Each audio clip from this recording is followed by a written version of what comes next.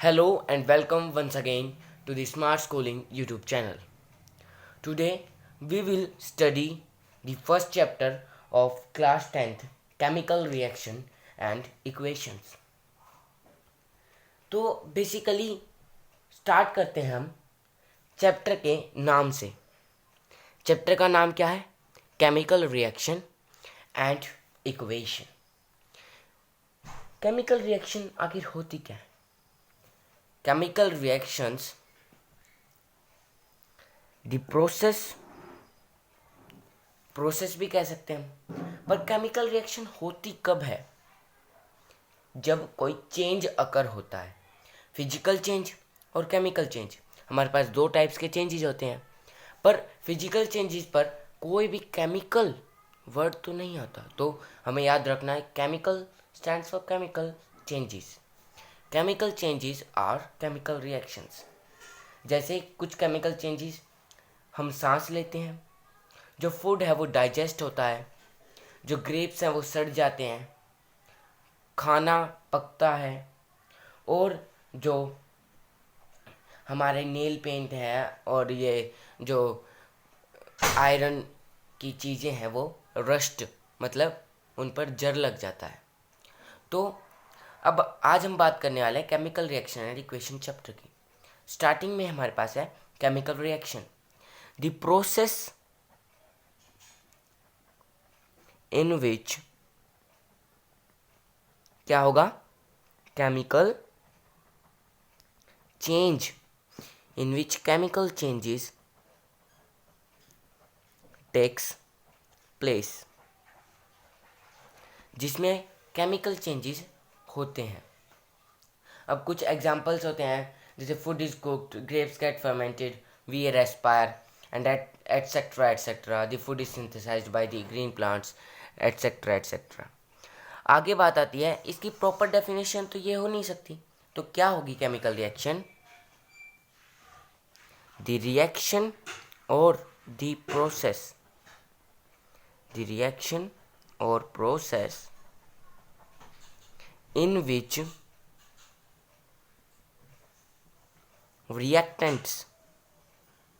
Reactants कौन से? जो आपस में रिएक्ट करेंगे। Reactants reacts with each other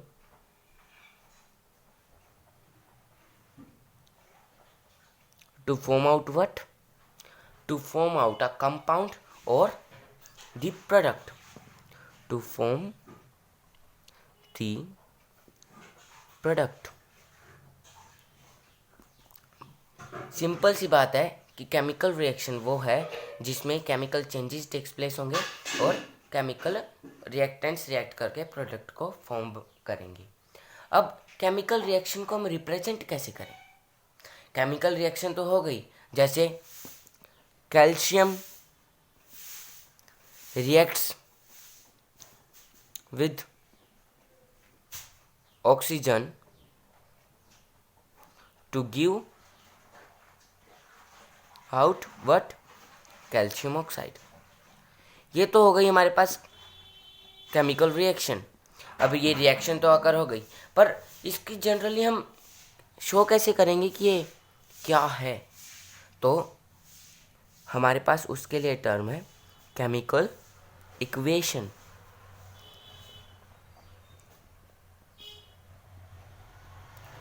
तो इसकी डेफिनेशन जनरली हो जाएगी representation of a chemical reaction is known as the chemical equation।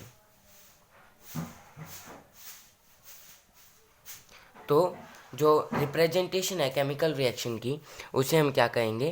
Chemical equation. अब हमने ये तो जान लिया कि केमिकल रिएक्शन और केमिकल इक्वेशंस होती क्या है। तो अब बात आती है कि केमिकल रिएक्शंस को किन वेज में हम लिख सकते हैं। तो वेज, अब हमारे पास वेज हैं या फिर टाइप्स ऑफ केमिकल इक्वेशंस भी कह सकते हैं। तो एक तो हमारे पास है वर्ड इक्वेशन। तो वर्ड इक्वेशन होती क्या है? नाम तो हमें सजेस्ट करता है, स्केलेटल तो अलग बात हो जाएगी। तो ये है वर्ड इक्वेशन। वर्ड इक्वेशन नाम सजेस्ट करता है, वर्ड्स होंगे जिसमें। तो ऊपर वाले रिएक्शन को लेंगे पूरी एग्जांपल में। तो calcium plus oxygen give rise to calcium oxide. जिस इक्वेशन में हम वर्ड्स की सहायता से केमिकल रिएक्शन को रिप्रेजेंट करेंगे वो हमारे पास क्या है? Word equation representation of a chemical reaction. तो अब बात आ जाती है, और भी तो वेज हो सकते हैं जिनमें हम केमिकल रिएक्शन को शो कर सकते हैं।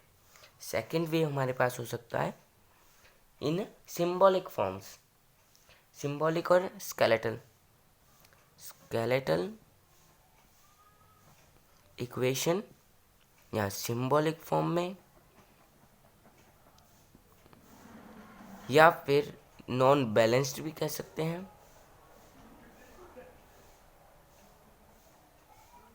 तो इसमें हमारे पास जो इक्वेशन बनेगी वो होगी calcium plus oxygen give rise to calcium oxide. अब बात आएगी कि हम पता कैसे चलाएं कि रिएक्टेंट्स कौन सा है और प्रोडक्ट्स कौन सा है। जो हमारे पास LHS है, LHS, वो तो क्या है? क्या है? LHS is reactants and RHS is product.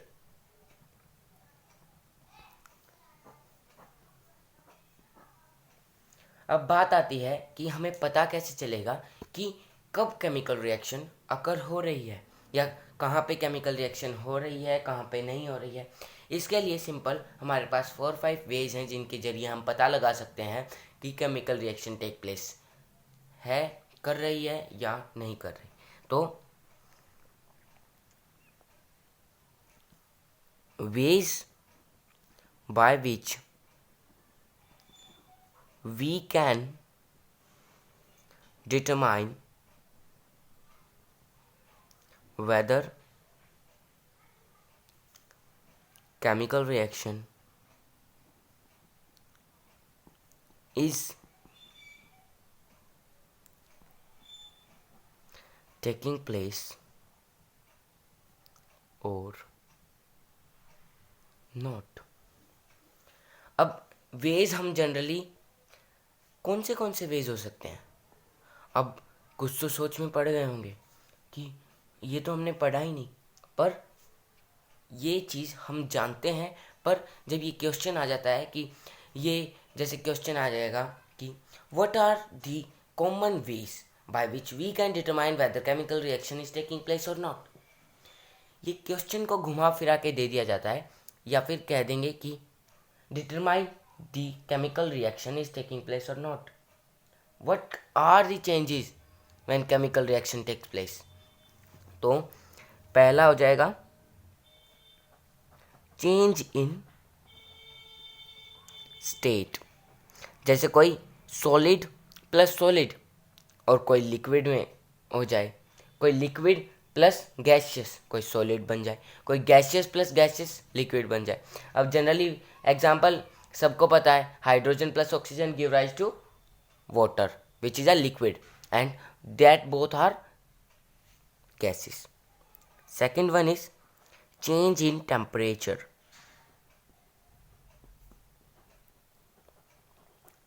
अब चेंज इन टेम्परेचर क्या है कि किसी गैसियस का तो या सॉलिड का तो टेम्परेचर हमारे पास है हाई, पर जब वो लिक्विड में ट्रांसफ़र हो रहा है उसका टेम्परेचर लो जा रहा है, तो इसका मतलब है चेंज इन टेम्परेचर अकर हो रहा है। Third one is evolution of a gas.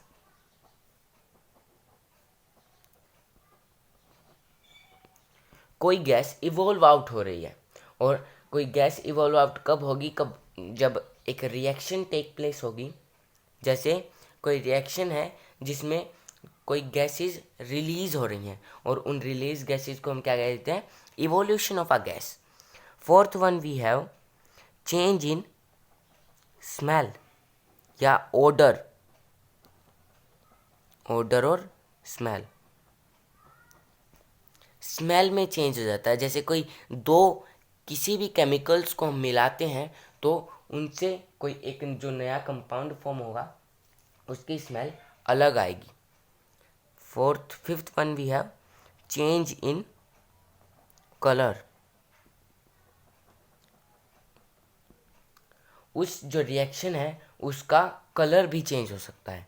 जैसे हमारे पास कॉपर सल्फेट है, copper sulphate plus iron give rise to iron sulphate, जिस रिएक्शन में कलर चेंज हो जाता है।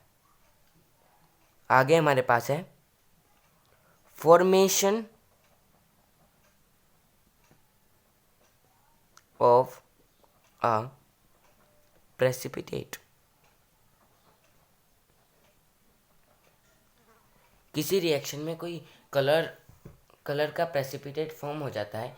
अब बात आएगी प्रेसिपिटेट होता क्या है। Precipitate is a solid compound भी कह सकते हैं, या फिर जनरली एक्वस भी हो सकता है, लिक्विड भी हो सकता है। ये स्टेट कोई मैटर नहीं करता, पर it is a state in which it can not be dissolve in water.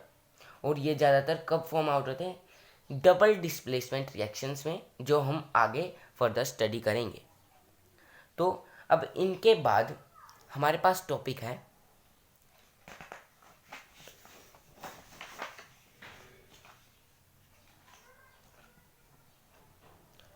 Balancing का टॉपिक हमारे पास आ जाता है। बैलेंसिंग द इक्वेशंस या केमिकल इक्वेशंस। फिजिकल इक्वेशंस तो होंगी नहीं, तो जनरली केमिकल इक्वेशंस ही होती हैं। तो बैलेंस कैसे करेंगे, कोई भी हम एक वो ले लेते हैं रिएक्शन, जैसे iron react with water to give out ferrous oxide plus hydrogen gas. ये सिंबल क्या शो कर रहा है, अभी हमने पढ़ा इवोल्यूशन ऑफ गैस, तो इसमें हाइड्रोजन गैस इज इवोल्व्ड आउट। अब कोई बात ये पूछ ले कि इस रिएक्शन में क्या क्या हो रहा है, या पूछ ले रिएक्टेंट्स क्या क्या हैं, तो इस रिएक्शन के जरिए हम जो पीछे रिवाइज्ड बातें हैं उनको एक बार जल्दी से रिवाइज कर लेते हैं। पहले हमने रिएक्टेंट क्या है, Fe एंड वाटर। प्रोडक्ट क्या है, ferrous oxide and hydrogen gas. आगे बात आ जाती है कि इसमें उन सारी चीज़ों में से कौन सी चीज़ अकर हो रही है, तो evolution of a gas which is hydrogen is taking place. उसके बाद ये कौन सी इक्वेशन है, स्केलेटल है या word equation, it is a skeletal equation. अब इसके बाद हम सीखेंगे बैलेंसिंग। अब इस इक्वेशन को बैलेंस कैसे करें, एक टेबल बना लेनी है जनरली ऐसे,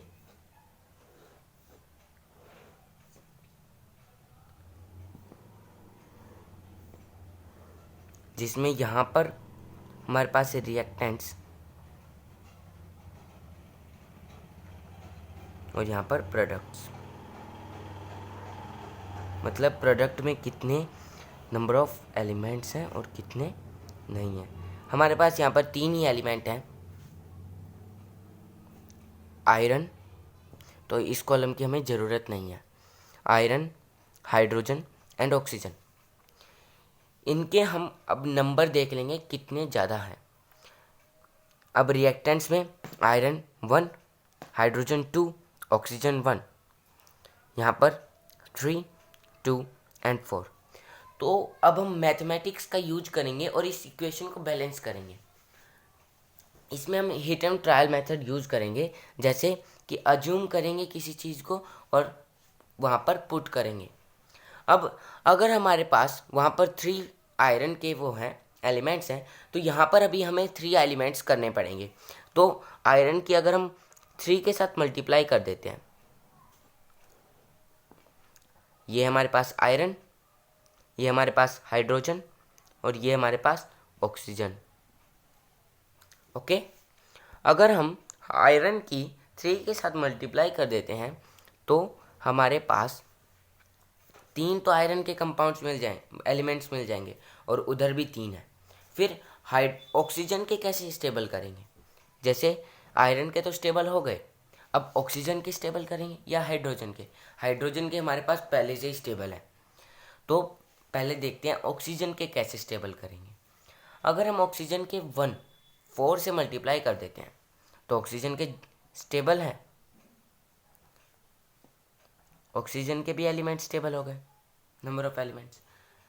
तो अब बात आती है कि हाइड्रोजन के कैसे करें।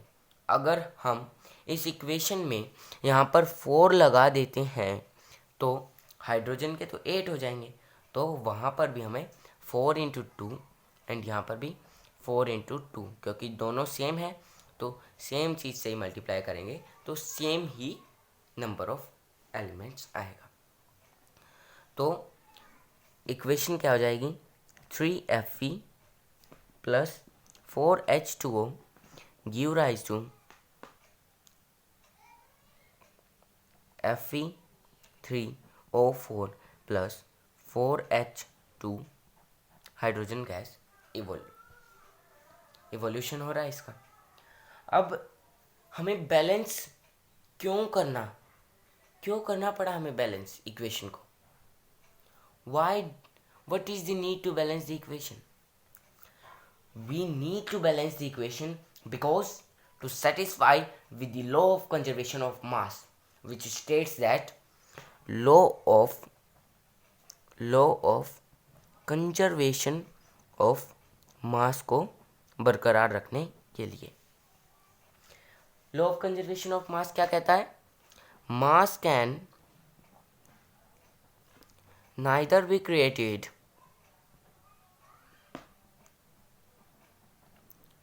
nor be destroyed.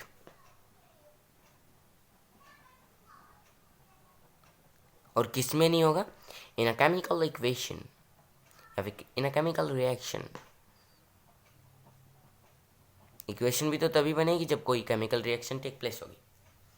अब उसके बाद बात आ जाती है कि हमने ये बैलेंस तो कर दिया, बैलेंसिंग तो सारे बैलेंसिंग हो गई। इसके बाद नीड टू बैलेंस, उसके बाद इनकी स्टेट्स लिख लेंगे। जैसे Fe हमारे पास है सॉलिड, वाटर हमारे पास है, क्या है वाटर? गैसियस। यहाँ पर हम आयरन की कभी भी रिएक्शन वाटर के साथ नहीं होगी, स्टीम के साथ होगी, तो ये होगा हमारे पास गैसियस। लिक्विड भी हो सकता है पर यहाँ पर गैसियस है।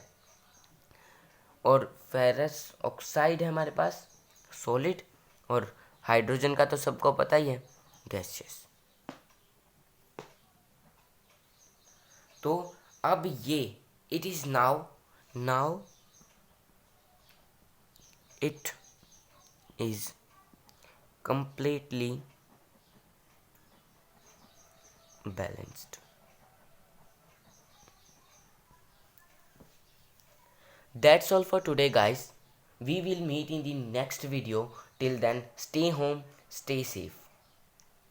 और बाकी का बचा हुआ चैप्टर हम अगली वीडियो में करेंगे, और जो रिमेनिंग टॉपिक्स हैं जैसे टाइप्स ऑफ केमिकल रिएक्शंस और उसके बाद कोरोजन है, रेंसिडिटी है, वो हम अगली वीडियो में पढ़ेंगे।